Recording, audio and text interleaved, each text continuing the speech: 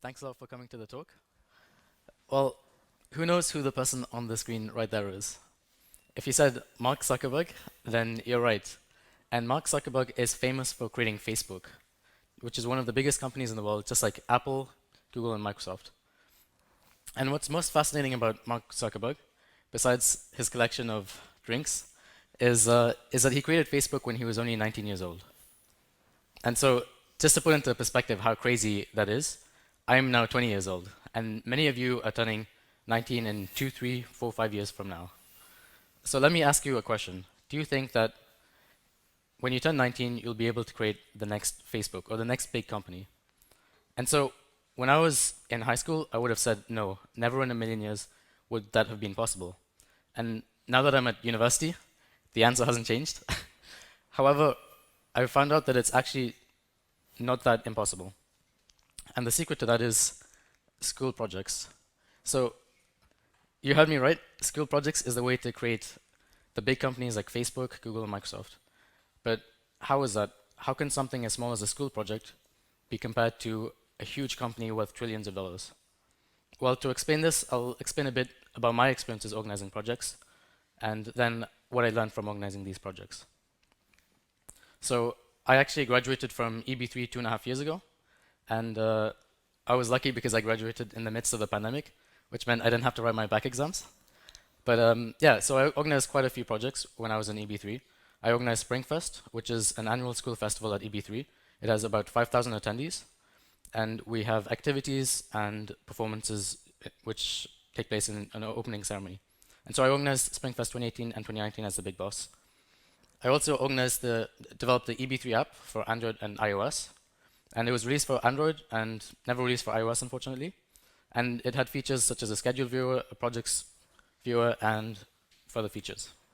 And maybe you recognize the third image at the top. That's actually the exam timer that you had in the exams.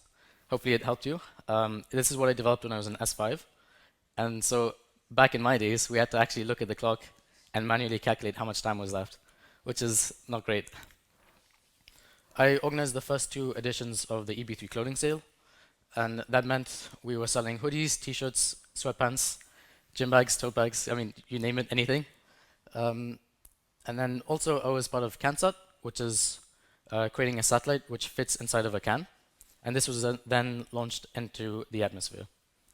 And finally, one of the coolest things that I think I've done is I was part of the United Nations New York trip in Essex, and it was 6 of us who went to New York to the United Nations General Assembly Hall, and I was lucky enough to ask a question and appear on the screen.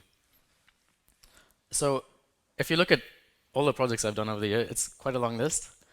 And it's not just to flex on everyone, oh, this is everything I've done, but it's more to show you what's actually possible to achieve as a student. There's so many projects you can do, and there's so many different projects you can do as well.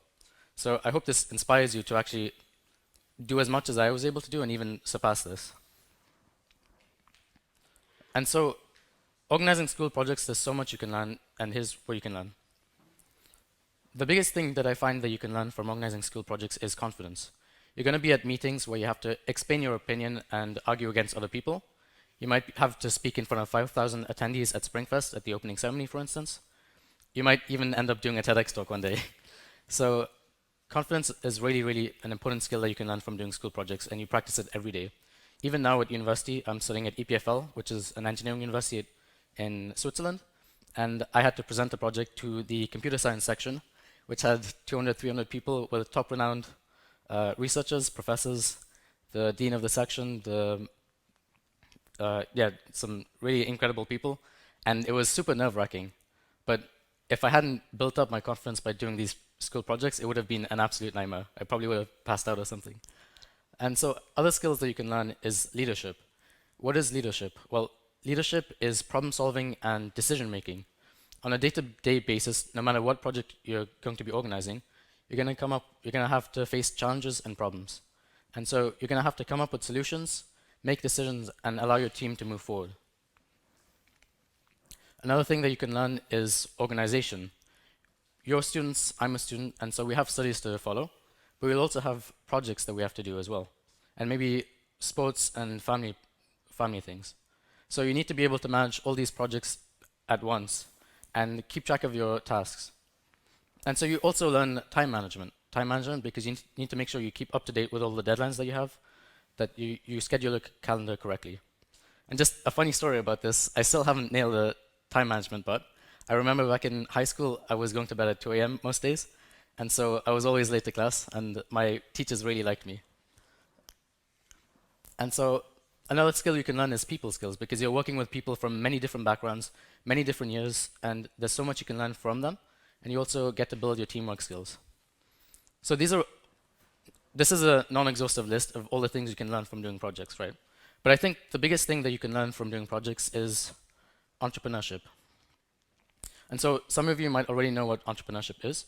I knew what it was in high school, but I never understood it properly until I came to university. And so, according to my definition of entrepreneurship, I would say that entrepreneurship is really the passion for building projects that are impactful. So let me give you some examples. If you're developing an app for your high school, you're trying to build a project which is useful to students. It creates values for students. It has features that helps them out. And this can also be organizing a school festival, for instance. And so organizing school projects really helps you develop this passion for entrepreneurship. And developing this passion for entrepreneurship will allow you to tackle the big companies like Tesla and Apple and make something your own. And to visualize this connection between school projects and companies better, here are some of the projects that I did and some of the companies I think that they link to. So in the case of CanSat, where you're creating a can-sized satellite, which is launched into the space, well, you have an engineering team, you have the engineering project, you're working in a team, and it's multidisciplinary. And it's really similar to what they do at Tesla and NASA. And in the case of the EB3 clothing enterprise, you have to speak to suppliers, you have to market the project, you have to design the hoodies, you have to sell the hoodies, you have to distribute them. And so that's really similar to what you do day to day at Nike or Adidas. And they're making millions per day. And finally, in the case of the EB3 app, maybe it's a bit of a stretch, but you learn to code, you learn to develop software. And so with the knowledge you gain from that, you can actually create really basic versions of Instagram and TikTok, which has billions of users every day. So it's to show that initially you might think that it's not possible to make these huge companies, but all these projects are really just mini versions of these companies. I mean, okay, really, really small versions of these companies. And now just going on a bit of a side note, I find that all these life skills that you can learn from doing school projects unfortunately can't be learned from a classroom environment. To really learn these skills, you need to be able to be in an environment which is undefined. You have to be there and lead it and decide what are the constraints, what are the guidelines, what are the rules. And in a classroom, you know, if you're given a homework or an exercise, you have all the problems just nicely ordered and divided up into small things which you can just check your class notes for to answer. So you don't get this opportunity to build these skills. So as a message for teachers, I find that you should really support the students who are trying to take endeavors like this and try to build up their skills. And so you should also take whatever opportunity you get to organize activities where the students are the ones leading and they have to decide for themselves. And so just to show that I'm not just drawing all these conclusions out of thin air, this is Elon Musk, and he essentially created his first game when he was 12 years old, which he then sold for $500. And so this was his first taste of entrepreneurship. And so this discovery of entrepreneurship is what led him to create many different companies such as Tesla, SpaceX, PayPal. And here's another example. This is Bill Gates, and he created a coding club when he was in high school, when he was 14. And he also taught himself how to code. And so later on, when he went to university, he created Microsoft because of this passion for building technologies and this passion for coding, which he discovered in high school. And just a disclaimer, Bill Gates had a lot of opportunities. He went to a private school and he learned, he was in the computer science program. However, still keeping that in mind, would he have created Microsoft if he hadn't created these school projects when he was in high school? I personally would argue that no, he definitely wouldn't have created Microsoft because he wouldn't have had this passion, which he would have developed by organizing the projects. So what does this mean? Does this mean you should organize school projects to make the next big company, to make the Tesla of the future? Well, no, that's not exactly what the plan is. If you make a project with the plan of making the biggest company in the world, it's like shooting for the stars. And it's really discouraging when you make the first steps and you realize that, oh, there's still a billion kilometers left to the stars. So what you want to be doing is to focus on the first few steps, okay? It's like going up the C building. Going all the way from the ground floor to the fourth floor is super tough, even now. But focusing on the first flight of stairs and taking it one step at a time, one school project at a time, will make it much more easier, and you get to see the progress and you see how much you improve. And so then the question becomes, why should you take that first step? Why should you organize that first project? Well, I look back at all the projects that I organized, and I look back at what made me organize these projects, and I realized that, frankly, it's just fun to organize projects. It's challenging. Maybe there's some people in the audience who wake up every morning and they're excited to do their maths homework.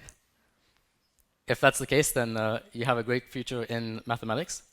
But for me, unfortunately, that was never the case, and I hope my maths teacher is not in the audience. But what kept me waking up in the morning was thinking about the next feature I was going to add to the EB3 app, or thinking about the next banner I was going to create for Springfest, and what I was going to work on next. And so, other thing that's great about organizing projects is you make so many friends. Oh, wrong slide.